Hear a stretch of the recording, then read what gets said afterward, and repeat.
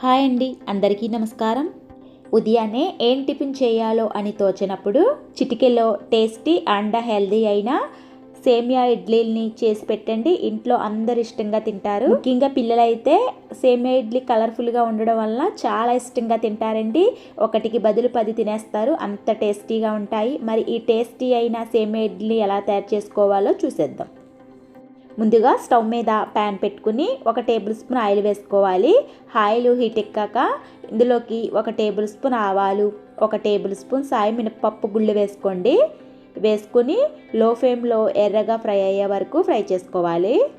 ఈ పోపులో పచ్చెనగపప్పు అయినా వేసుకోవచ్చండి, మీకు ఇష్టమైతే అవి కూడా వేసుకోండి.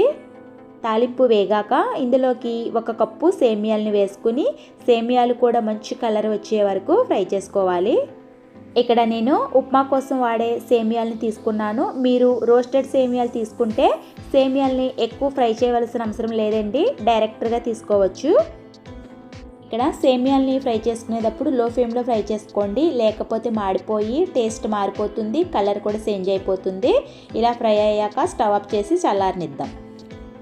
నెక్స్ట్ ఒక మిక్సింగ్ బౌల్లోకి 1/2 కప్పు పెరుగుని వేసుకోండి. పెరుగు బదులు మజ్జిగైనా వేసుకోవచ్చు. పెరుగులోకి 2 టేబుల్ స్పూన్ సుజీ రవ్వను వేసుకోండి. ఇందులోనే 1/2 కప్పు క్యారెట్ తురుమును వేసుకోండి. ఫ్రై చేసుకున్న సేమియాలను కూడా వేసుకోవాలి. చిన్నగా తరిగిన అల్లం ముక్కలు, అలాగే పచ్చిమిరపకాయ ముక్కలు, కొద్దిగా కొత్తిమీర కూడా వేసుకోండి. 1/2 టీ స్పూన్ సాల్ట్ వేసుకుని సేమియాలు పెరిగి బాగా కలిసేలాగా మిక్స్ చేసుకోవాలి. సేమియాలు పెరుగులో చక్కగా నానిపోవాలి. మీకు ఇక్కడ కన్సిస్టెంట్ గట్టిగా అనిపిస్తే కొద్దిగా నీళ్ళు యాడ్ చేసుకుని మనం ఇడ్లీ పిండికి ఎలా ప్రిపేర్ చేసుకుంటామో అలా ప్రిపేర్ చేసుకోవాలండి. ఇలా కలుపుకున్న సేమియాల్ని ఒక అరగంట మూత పెట్టి పక్కన పెట్టుకుందాం. అరగంట అయ్యాక చూడండి, సేమియాలు చక్కగా నానిపోయాయి.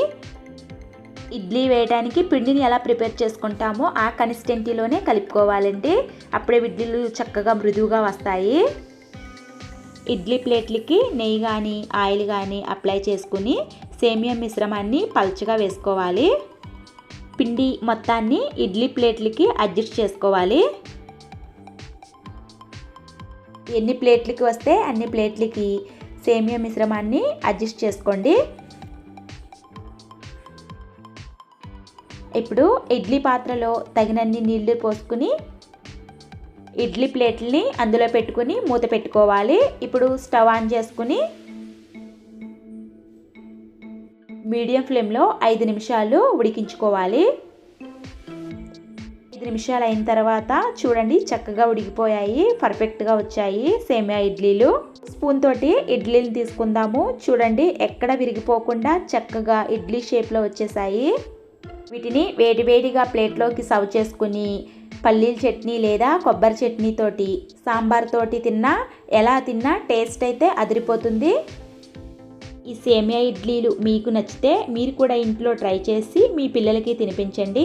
ఇడ్లీలు కలర్ఫుల్గా ఉండడం వల్ల పిల్లలైతే చాలా ఇష్టంగా తింటారండి.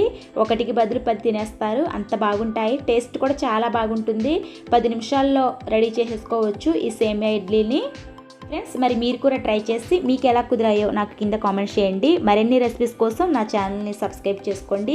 ఒక లైక్ ఇవ్వండి, మీరు ఇచ్చే లైక్ వల్ల నా వీడియో కొంతమందికి షేర్ అవుతుంది.